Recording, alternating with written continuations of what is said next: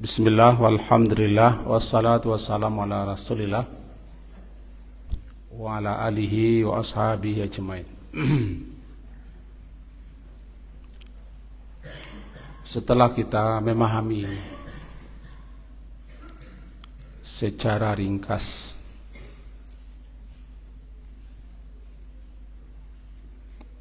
bagaimana kita duduk dibagi tiga, kemudian duduk antara dua sujud, di mana di duduk itu kita berdoa, memohon, meminta dan mengadu kepada Allah, digabung-gabung dan dihimpun-himpun ada 8 permintaan, permohonan yang kita mohonkan kepada Allah ketika duduk. Sehingga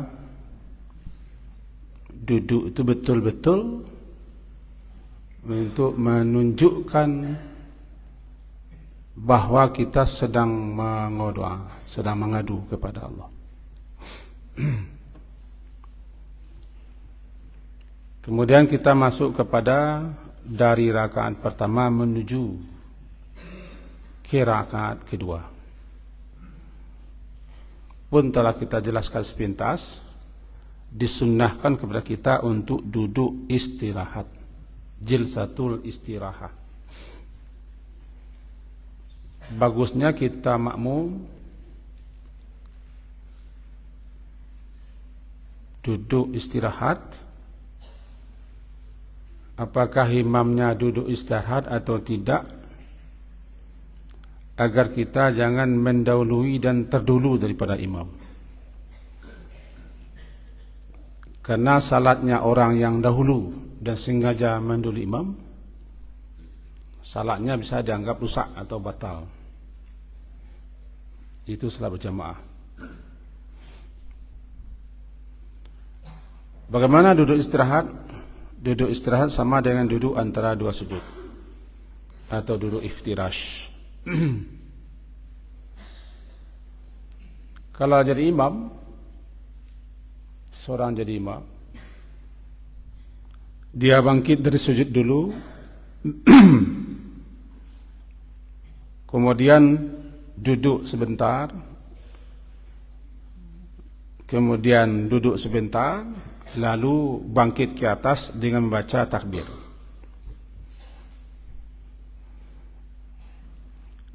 Sebaiknya jangan baca takbir semenjak sujud sampai ke atas, panjang dan lama dia. Nah, itu makanya ada orang yang lama sekali membaca takbir.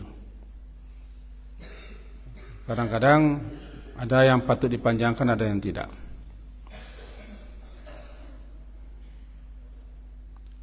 Jadi kalau Abi contohkan, bentar, sayangnya perempuan tidak melihat karena terhalang. Ya, contohkan ya, ke sana saja, mudah-mudahan nampak. Karena tadi sujud, bangkit menuju rakaat kedua.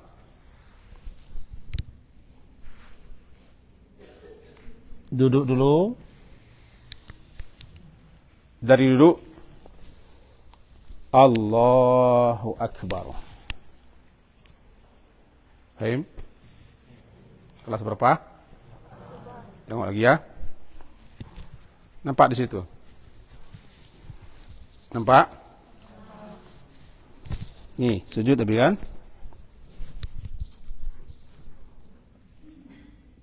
Bangkit dulu. Duduk sejenak. Allahu Akbar. Ke-9, fahim? Setuju? Bagus. Takbirnya, kalau kita duduk istirahat, dari duduk ke atas.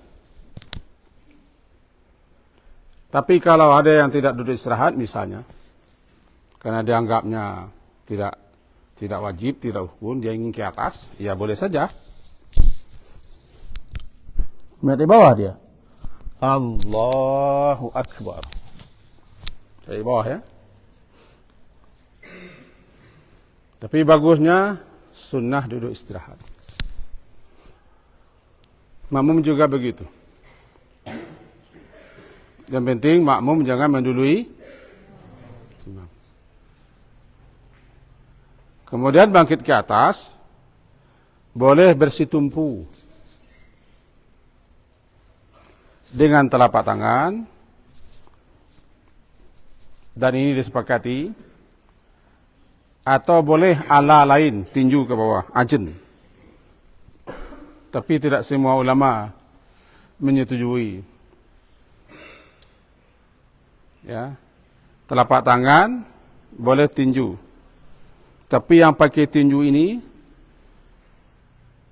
tidak semua ulama menyetujui dan berpendapat begitu. Ini dikemukakan oleh beberapa pakar hadis yang tidak perlu diterangkan. Nah, dia lagi ini. Dari dulu istirahat ya.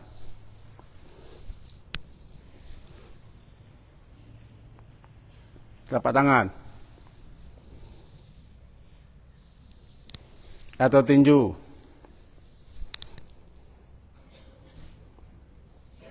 Ya, telapak tangan.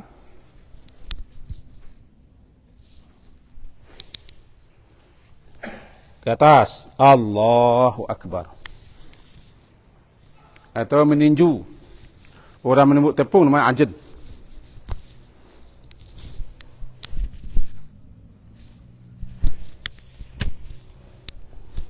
Allahu Akbar ke atas. Boleh juga tidak bersetumpu.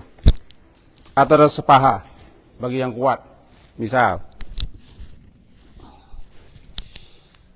Kita langsung ke atas. Bagi yang mampu. Jadi ada sekian variasi. Di sini jangan coba-coba juga pakai tinju dulu, nantilah. Pakai aja yang biasa telapak tangan. Pakai tinju nanti kalau antum sudah paham, sudah mengerti. Kita memakai apa yang tidak diperdebatkan dan apa yang tidak diperselisihkan. Memakai kita apa yang disepakati.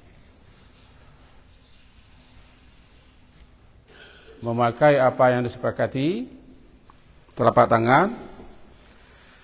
Sementara tidak kita pakai dengan tinju. Antum? Setelah berada di atas, rakaat kedua,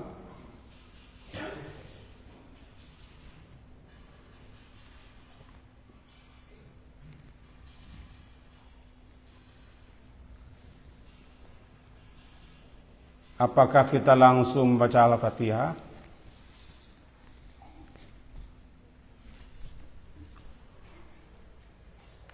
Ada nampak abangnya sini? Oh ada. Murid abangnya juga dia. Atau Ustaz Bahran yang nampak? Tapi ke sini dia menghadap ke sana. Setiba di atas, di rakaat kedua, sebagusnya mulailah kembali dengan A'udzubillah. Sebelum membaca Al-Fatihah. Meskipun boleh langsung kepada Al-Fatihah, tapi sebagian ulama menyukai tetap membukanya dengan A'udzubillah rakaat kedua. Dengan begitu setiap rakaat mulai dengan A'udzubillah. Sebelum baca Al-Fatihah mulai dengan A'udzubillah. Andaikan tidak dibaca hanya dengan mencukupkan A'udzubillah di rakaat pertama, selanjutnya bacaan-bacaan berikutnya tidak lagi pakai A'udzubillah, yakfi, sudah cukup, sudah memadai. Artinya apa? Rakaat pertama kita sebelum membaca Al-Fatihah sudah baca A'udzubillah.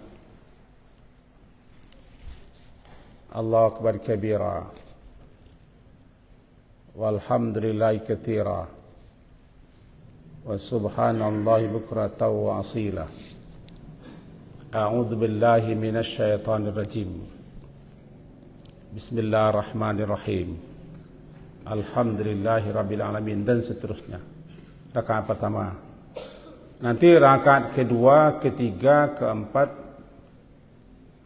jika tidak dibaca a'udzubillah lagi, sudah memadai, sudah mencukupi, hanya a'udzubillah di rakaat pertama. Ada bisa dipahami? Cuman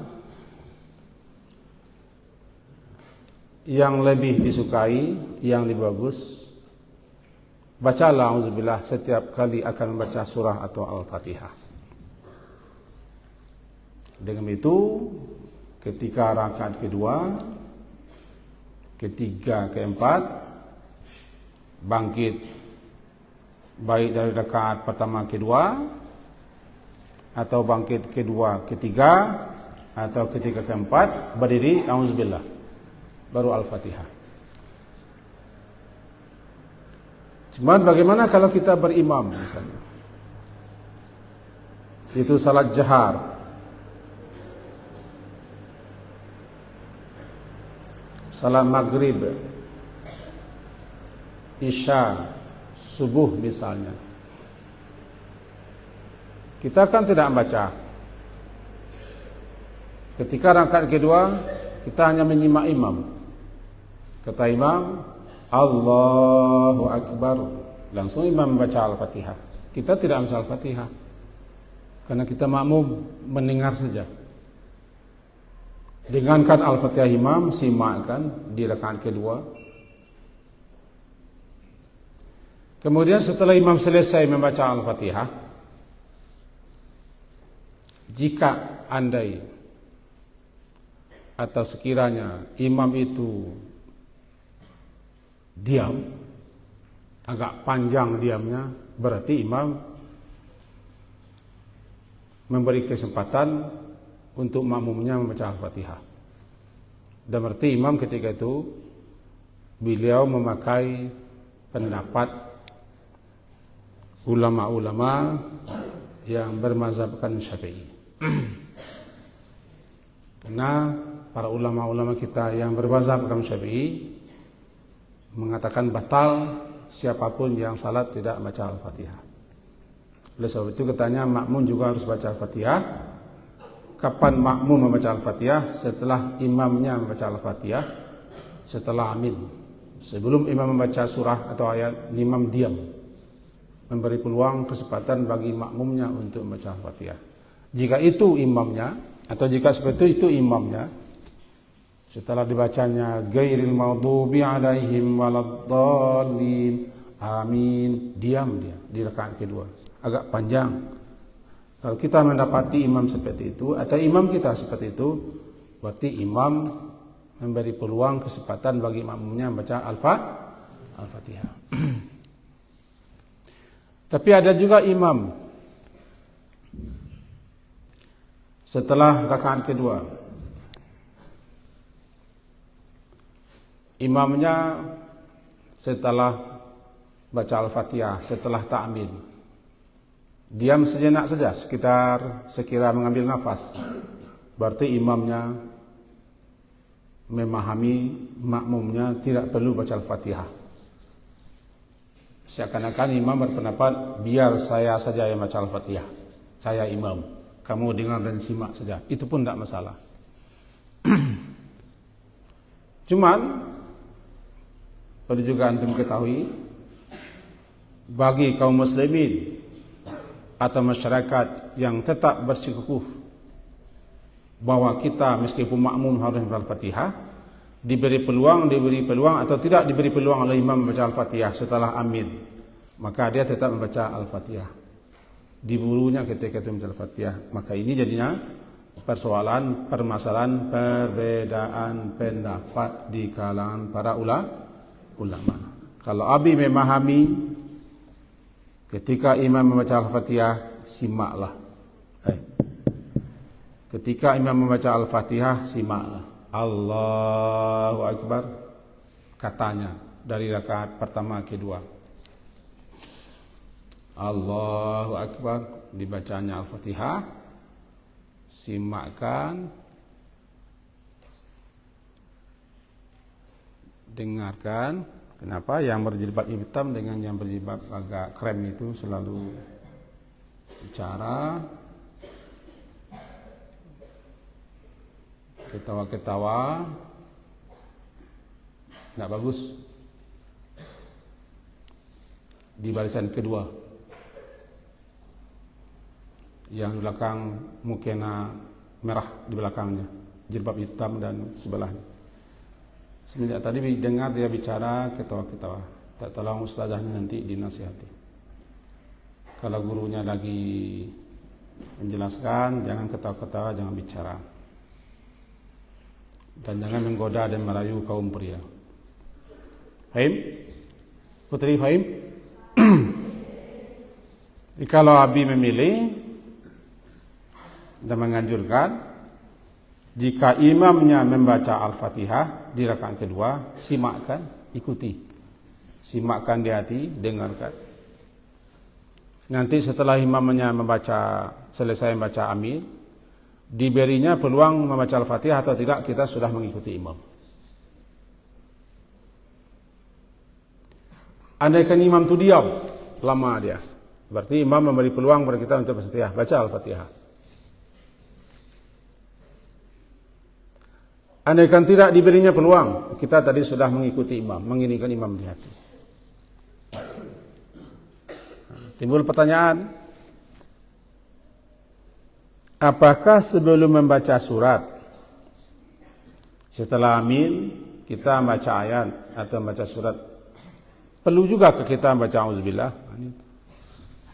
Baik rakaat pertama, kedua, Ghairil maghdubi alaihim waladdallin. Amin. Kita baca ayat. Apakah juga baca auzubillah? Sudah cukup auzubillah sebelum Al-Fatihah. Karena dia setali, serangkai, hanya dipisahkan dengan amin. Amin itu doa, boleh. Nabi, beliau kalau membaca surat atau ayat, jika ada ayat-ayat berupa rahmat dan hal-hal yang menunjukkan kebaikan, beliau diam, lalu berdoa. Kemudian beliau lanjutkan baca surat. Kalau ada ayat-ayat tentang azab, tentang laknat, tentang neraka, beliau berdiam, berhenti, berdoa, mohon perlindungan kepada Allah, lalu langsung baca ayat tanpa baca auzubillah. Berpedoman ke situ, setelah kita baca Al-Fatihah lalu baca amin, tidak perlu lagi kita baca auzubillah. Sudah cukup di awal Al-Fatihah. Mudah-mudahan bisa menangkap penjelasan Nabi ini, walaupun suasananya agak kurang mendukung. Terakhir, jika di salat sir, tadi kan salat jahar. Kalau salat jahar, kita tiba di rakaat kedua, diam.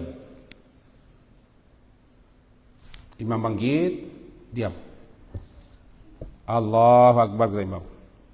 Lalu dibacaan Al-Fatihah. Makmum jangan membaca apa-apa. Diam. Idza qara'a fa'ansitu. Jika imam itu membaca keras, diam dan simakkan apa yang dibacanya. Baru setelah dia selesai baca Al-Fatihah, bagi yang berpendapat baca Fatihah, di sini letaknya. Tapi kalau di salatnya tidak jahar, zuhur, asar, tiba di rakaat kedua, tidak ada yang akan kita dengarkan. Karena salatnya sir. Allahu Akbar. Langsung saja baca a'udzubillah Al-Fatihah. Begitu juga ketiga, keempat. Karena kita tidak mendengarkan bacaan imam. Imam diam, imam sir bacaannya. Diulang nih. Jika di rakaat sir, jika salatnya sir, salat zuhur, salat asar. Atau di rakaat ketiga, keempat, di maghrib dan Aisyah. Imam ketika itu tidak ada membaca. Dan kita tidak mendengar dia membaca. Maka ketika itu kita langsung bangkit dari rakaat itu. Rakaat ketiga, rakaat keempat di salat jahar, maghrib dan isya. Langsung baca auzubillah al-Fatihah. Ketiga dan keempat. Bisa dipahami? Auzubillah. Sekian penjelasan dan uraian Nabi, sedikit digarisbawahi. Kita kembali menjelaskan adab tentang berada di majlis ilmu supaya berkah, bermanfaat, dan supaya ilmu yang disampaikan itu tinggal di hati, bukan hanya masuk telinga kanan dan kiri. Niatkanlah kita untuk taklim,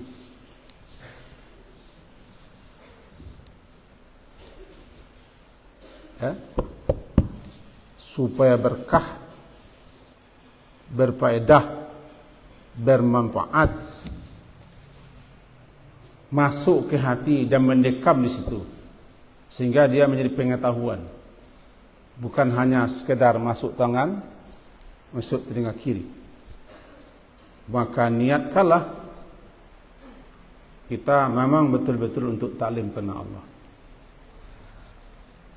dan berusahalah untuk fokus.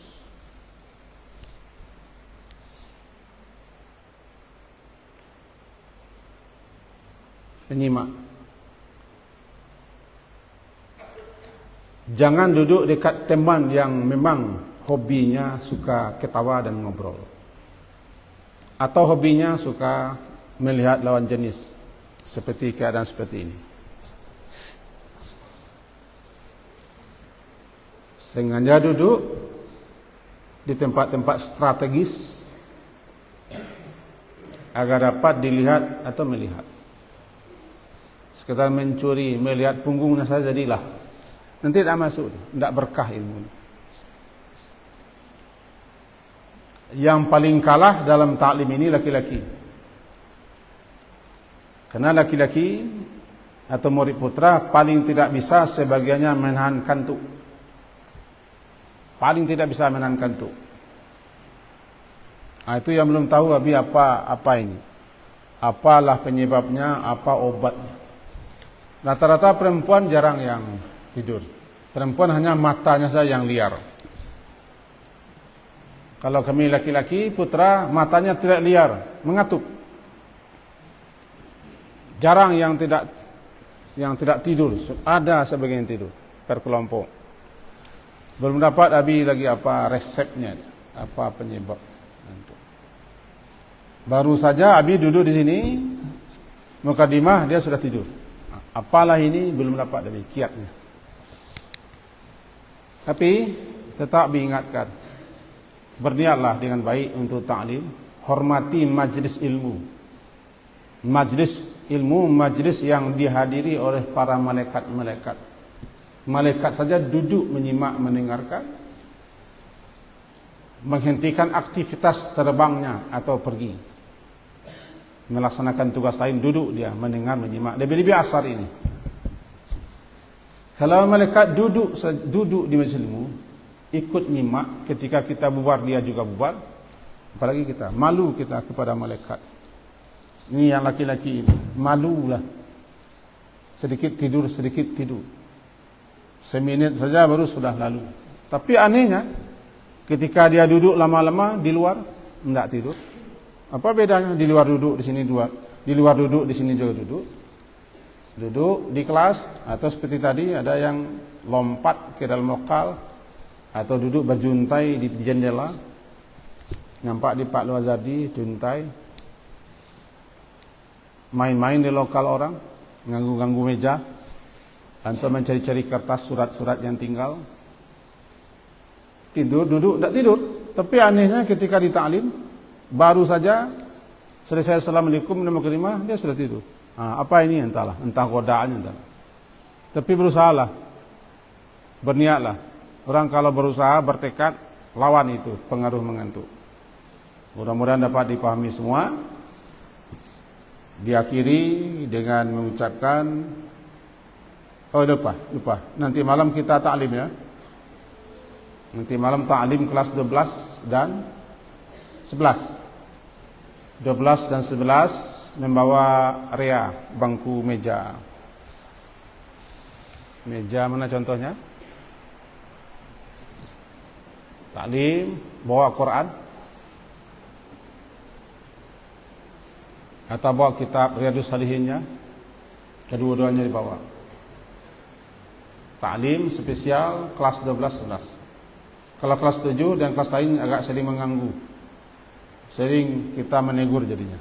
Jadi bila mudah-mudahan kelas 12. Kelas 10 kalau mau bisa ditertibkan, silakan ikut. Tapi kalau tidak bisa ditertibkan, kalau lebih banyak pula habis menegur, membuang waktu. Kelas 9, yang mau silakan, tapi jangan mengganggu. Yang mau silakan siapa saja, tapi jangan mengganggu. Kalau habis tegur, itu tidak bisa lagi. Paham Tom? Putra, putri, putra. Nanti malam belajar. Nanti malam habis ba'da maghrib. Sekian, ditutup dengan doa kafarah majelis.